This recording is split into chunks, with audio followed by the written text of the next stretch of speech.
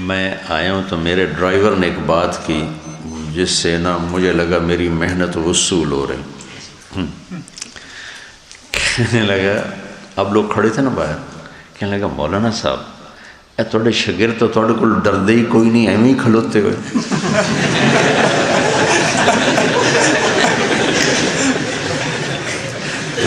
میں نے کہا میری محنت وصول ہو گئی. ایک ان پڑھ آدمی کا تبصرہ بہت جاندار ہوتا ہے. تو اس نے کہا جی مولانا صاحب ویکھو نا تھوڑے کو ڈردے ہی کوئی نہیں، ایویں ہی کھلوتے ہوئے. میں کہا میں اندر ڈر کڈن واسطے بڑے سال لائے. مجھے اطمینان ہو گیا تمہارے استادوں میں سے کوئی کہتا تو کوئی پتہ نہیں اس میں تکلف کتنا ہوتا، سچائی کتنی ہوتی. لہٰذا نے فی البدی کہا اور اپنی فطرت سے کہا تو مجھے تسلی ہوگی کہ میں نہیں چاہتا کہ میں تمہارے لیے ہوا بن جاؤں. تم ایسے بیٹھے ہو، یہ تکلفات عجم ہے. یہ میرے اندر سے نکالا مولانا سعید خان صاحب رحمۃ اللہ علیہ. وہ اپنے سامنے کسی کو عطیات میں نہیں بیٹھنے دیتے تھے کہ یہ تکلف عجم. عطیات اللہ کے سامنے ہوتا ہے، میرے سامنے بیٹھو جیسے تمہیں آسانی ہو، جیسے تمہیں آسانی ہو ویسے بیٹھا کرو. تو میں پہلے بھی سنا چکا ہوں کہ میری پہلی ملاقات میں انہوں نے میرا بالکل میں جھنجھنا گیا، یہ کیا؟ میں سامنے آ کے بیٹھا ہوں تو کہا اٹھوں، پتہ نہیں کیوں میرے پاں پر بیٹھا، ساتھ بٹھا لیا.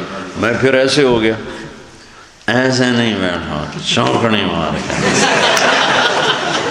میں کوئی بزرگ نہیں ہوں، ناک میں بولتے تھے.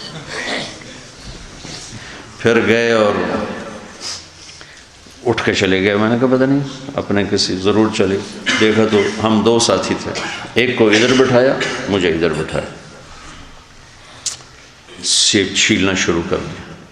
آپ یقین مانو میں سمجھا اپنے لیے چھیل رہے، خود کھائیں. چونکہ ہمیں تو کسی بزرگ نے کبھی نمک نہیں پوچھا تھا. بھائی نمک سیب کون پوچھتا؟ جو نمک پاکستان کی سب سے مفت سوغات. پوری دنیا میں 2 ملک ہیں صرف جہاں نمک سب سے اعلیٰ ہوتا ہے پوری دنیا میں، ایک پولینڈ اور ایک پاکستان. اور پاکستان کا نمک پولینڈ سے بھی اعلیٰ ہے. یعنی جہاں پتھر سے جو نمک بنتا ہے، جو اللہ نے سینکڑوں میل لمبی سکندر کے دور سے میں نکلا تھا یہ نمک، سکندر قبل مسیح، اور آج تک ختم ہونے کو نہیں آ رہا ہے. یہ سارے بیلٹ ہے سالٹ ایریا کی. میں نے کہا ساڑھے بزرگ تو سن نمک نہیں پوچھ دیتے، تو لہٰذا میں اطمینان میں تھا کہ یہ اپنے لیے کاٹ رہے ہیں اور کھائیں گے. سارے چھیل کے صاف کر کے پھر اس کی قاشیں بنائیں، اس میں سے وہ نکالے بیج اور میرے آگے کر دیا، کھاؤ. یا اللہ یہ کیا؟ ایسے بھی بزرگ ہوتے ہیں. اقصرت الصلاة ام نسیت یا رسول اللہ؟ قال کل ذلك لم يكن قال بعض ذلك قد كان. سبحان اللہ. کہا صدقہ، اور کہا جی. پھر آپ نے کھڑے ہو کے اگلی 2 رکعت پڑھیں. یا رسول اللہ یہ خیمے یہاں جو آپ نے لگائے ہیں یہ اللہ کا حکم؟ کہا نہیں میری رائے. کا پھر یہ ٹھیک نہیں، وہاں لگائیں. جبریل آ گئے، یا رسول اللہ جو حباب کہہ رہا ہے ویسے کیا جائے. بریرہ نے نکاح توڑ دیا آزادی کے بعد. مغیث مگر تو بریرہ گو. تو آپ نے کہا بریرہ تو رجوع کر لے، رجوع کر لے. بیچارہ مغیث صرف پیچھے تڑپ رہا ہے. کہ یا رسول اللہ آپ حکم دے رہے ہیں یا رائے؟ کہ نہیں رائے، میں نہیں مانتا. چونکہ ہم لوگ سیرت سے متاثر نہیں نا، یہ ہمارا ایک عیب ہے، بہت بڑا نقص ہے. ہم سیرت سے متاثر نہیں. جو نظر آتا ہے نا وہ بہت طاقتور ہوتا ہے، وہ اثر چھوڑتا ہے. جو پڑا ہوتا ہے وہ اتنا اثر نہیں چھوڑتا جتنا جو دکھائی دیتا ہے وہ اثر چھوڑتا ہے.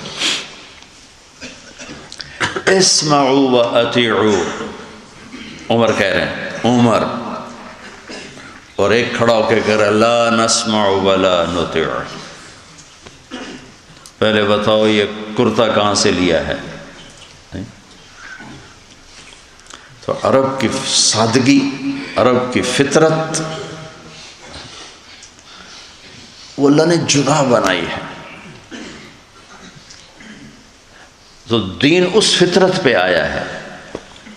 من ضیق الدنیا الی سعتہا میں کا مطلب ہے جو ربیع بن عامر نے 3 باتیں کہی تھیں. لنخرج العباد من عبادت العباد الی عبادت رب العباد من جور الادیان الی عدل الاسلام ومن ضیق الدنیا الی سعتہا من تکلفات الدنیا الی بساطتہا. تکلف عجم سے نکال کر بساطت عرب پر لانا. کسریٰ کے دربار میں جانے کے لیے ایک شرط یہ تھی، ایک اور کئی تھیں باقی مجھے یاد نہیں، کہ سر کی ٹوپی 1,00,000 درہم کی ہونی چاہیے. 1,00,000 درہم، پھر آپ اس میں داخل ہو سکتے. تو چونکہ ہم عجم ہیں تو ہم ان تکلفات سے نکل نہیں. تمہارے مولوی زبیر صاحب کہنے لگے تو مولانا سعید خان صاحب کیسے نکل گئے؟ میں نے کہا وہ یہاں رہے ہی نہیں. جب وہ پڑھ کے فارغ ہوئے، تبلیغ میں سال چلے ہوتے تھے لگے، تو تقسیم پاکستان ہند ہوا، تو اس کے ساتھ ہی مولانا یوسف صاحب رحمۃ اللہ علیہ نے ان کی تشکیل کی حجاز مقدس. تو انہوں نے اجازت مانگی کہ میں وہیں رہ جاؤں، تو مولانا نے اجازت دے دی. تو اس وقت یا وہاں تیل کی بھی ریل پیل نہیں تھی، تو نہ وہاں کوئی عجم تھا. جو عجم گئے تھے تو صرف اپنی آخرت بنانے کے وہاں بیٹھے ہوئے تھے، وہ گئے تھے. ایک ڈیرہ غازی خان کا نوجوان ملا تو کہنے لگا جی ہم آئے تھے یہاں شاہ عبدالعزیز کے دور میں.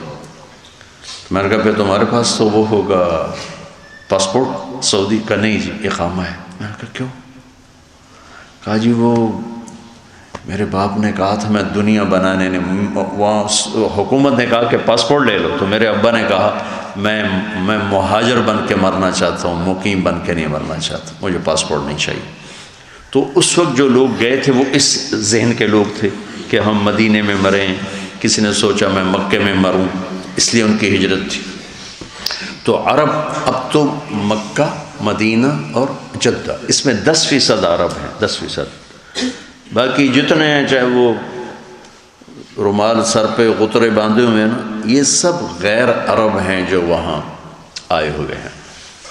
10% سے زیادہ ہاں ادھر عرب ہیں، ریاض کی طرف ادھر عرب زیادہ ہیں، لیکن ادھر سارا عجمی ماحول بن چکا ہے. اور پھر خالص عرب ماحول میں پہنچ گئے تو اللہ نے ان کے اندر سے وہ چیز نکال دی. استفادے کے لیے احترام، محبت ہے، نہ کہ تکلفات.